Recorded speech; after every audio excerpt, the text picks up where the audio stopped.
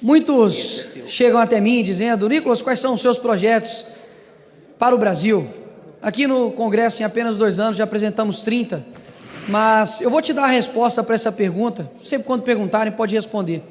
O projeto do Nicolas para o Brasil é que, através da política, a gente consiga transformar o caráter da política, porque não há projeto de lei capaz de mudar o caráter de uma nação.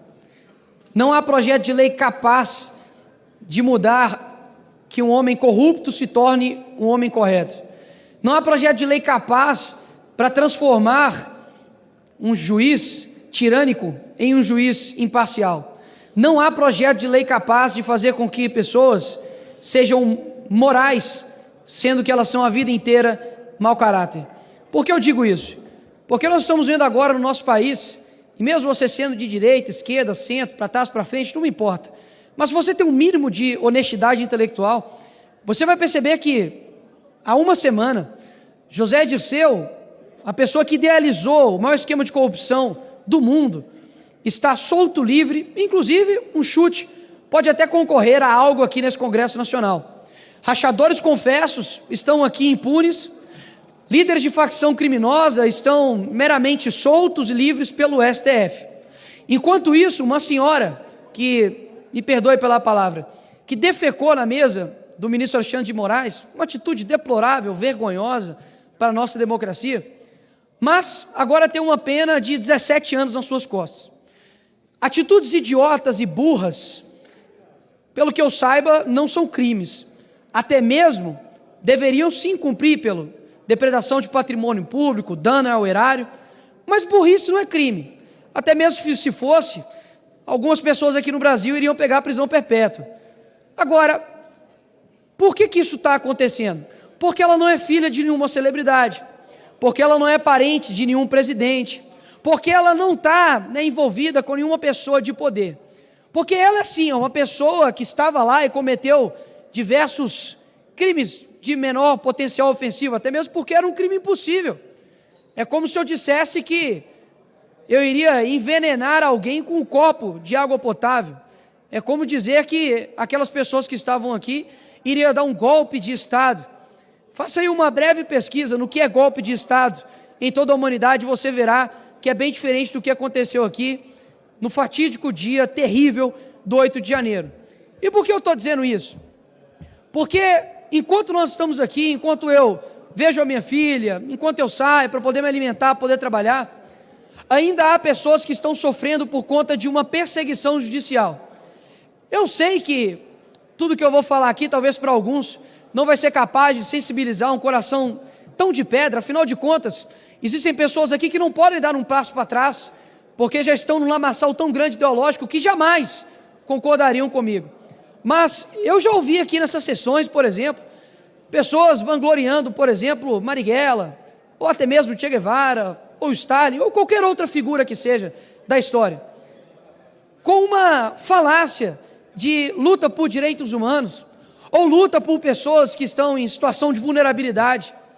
Existem pessoas hoje, repito, existem pessoas hoje que estão na cadeia injustamente, com penas desproporcionais, que nem mesmo corruptos nessa nação pegaram, e que nenhum deles usam tornozeleira eletrônica, estão sendo privados de ter contato com suas famílias, de seus filhos, porque eles estavam usando verde e amarelo. Eu sei que a esquerda de fato tem como Bolsonaro um símbolo de ódio, um símbolo que eles detestam, e que vão fazer de tudo para poder massacrá-lo, assim como o ministro Alexandre de Moraes faz, através dessas pessoas que estão basicamente sendo ali um revanchismo jurídico. Mas o que eu estou querendo dizer aqui não é para poder falar, nossa, por favor, sensibilizem seu coração, porque eu sei que essa galera não tem sensibilidade alguma. Afinal, se tivesse, jamais, por exemplo, ostentariam a foice e o martelo que matou milhões de cristãos, inclusive. O que eu estou querendo dizer aqui é voltado para a direita. É para voltar para nós que fomos eleitos aqui nessa casa, para que a gente, honre os votos que nós tivemos. Quando você pega, por exemplo, a presidência, aqui a eleição da presidência dessa casa, que já coloco com uma imoralidade gigantesca, colocar em jogo vida das pessoas, anistia do dia 8, mas enfim, é uma modalidade gigantesca já fazer isso. Agora, não tenho nada contra os candidatos, inclusive já conversei, vários respeitosos. O que eu quero dizer é que as pessoas na rua direita, elas não chegam até nós e falam assim: vai lá, conquiste uma vaga no tal lugar, vai lá, conquiste uma cadeira no lugar tal. Não, o que eu escuto é: estou orando por você, não desista. Nós estamos perdendo uma essência que vai fazer com que as pessoas também percam a sua essência, porque nós somos um reflexo do que as pessoas sentem. Alguns querem argumentar: mas Bolsonaro estava aqui sozinho, e por isso ele era truculento. Mas ele, da forma truculenta e sozinho, chegou à presidência da República. Hoje, nós basicamente estamos vivendo pela caridade dos nossos inimigos. Não é essa algo que eu acredito. E eu falo isso aqui porque eu acredito que você também, deputado de direita, também não acredita nisso. Você tem uma essência dentro de você, ainda dentro de você, de falar: caramba, como deveria ser, sabe, ir para cima sempre. Como deveria ser realmente lutar e não arredar o pé.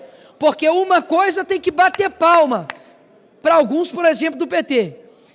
Faça sol, faça chuva, eles estão aqui defendendo e sendo coerentes com aquilo que eles concordam. E mesmo que passem os anos e percam, eu acredito que a vida nem tudo é sobre resultados.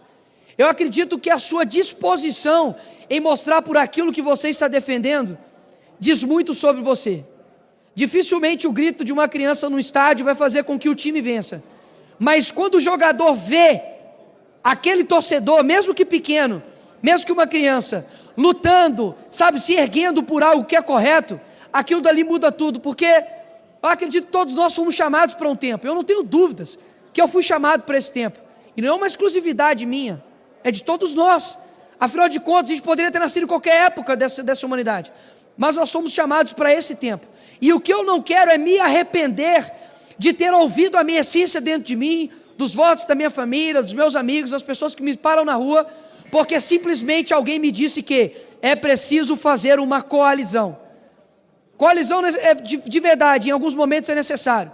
Mas eu acho que a gente precisa se encarar em diversos momentos aqui nessa casa, com coragem, porque eu acredito que nós vamos semear durante muito tempo, para que alguns colham, e mesmo que não dê resultados, a vida não é feita somente de resultados. João Batista, ele não colheu nenhum resultado terreno, pelo contrário, sua cabeça foi decepada, era um louco que falava no deserto, comia gafanhoto com mel. Só que hoje eu estou falando, depois de 2000 anos aqui dele, não estou falando de nenhum outro, que na época falou: pega leve, tem que ser mais equilibrado, tem que dialogar. Eu estou fazendo aqui praticamente quase que um clamor, que a direita volte à sua essência combativa, porque as pessoas estão desanimadas, cansadas e querem uma resposta. Eu não sei até quanto tempo eu vou ficar aqui nessa terra, mas pode ter certeza que jamais poderão me acusar de que ele não cumpriu e não perseguiu aquilo que ele acreditava até a morte. Se vis pacem para bello, se queres paz, prepare-te para a guerra. Essa é a minha ideia para esse Brasil. Obrigado, presidente.